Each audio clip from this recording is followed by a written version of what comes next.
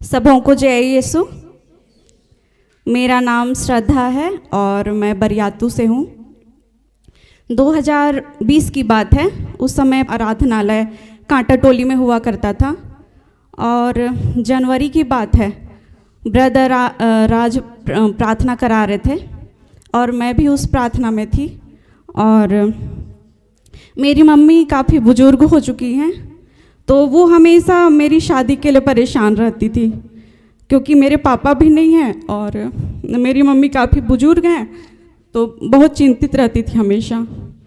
तो उस दिन जनवरी में 2020 जनवरी में प्रेयर करा रहे थे ब्रदर राज, और बोल रहे थे कि आप प्रार्थना कीजिए और परमेश्वर से मांगिए आपको जो मांगना है, लेकिन शर्त ये है कि आप अपने हर एक पापों का पश्चाताप कीजिए और अपने पापों को पाप स्वीकार कीजिए।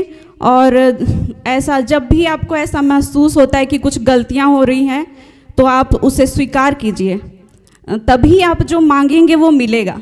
तो मैं उसी दिन से प्रार्थना शुरू कर दी। मेरे लिए यही मेरा प्रार्थना था कि मेरी शादी हो जाए, क्योंकि मैं मम्मी को जब देखती थी तो मुझे बहुत ख़राब लगता था। तो मैं प्रार्थना शुरू कर दी।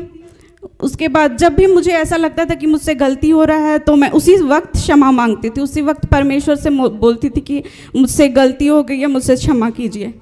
और ब्रदर राज ने कहा था कि इस साल के अंत तक परमेश्वर सचमुच में आपको देंगे।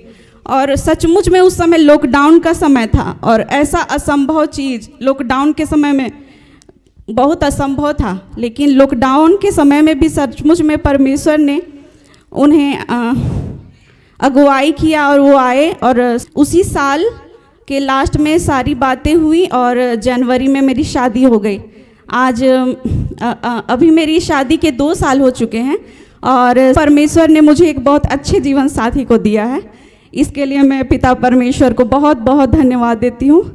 और सचमुच में जब हम दुखित हृदय से परमेश्वर के पास आते हैं, तो वो हर एक हमारी प्रार्थनाओं को सुनते हैं और उनका जवाब देते हैं। धन्यवाद।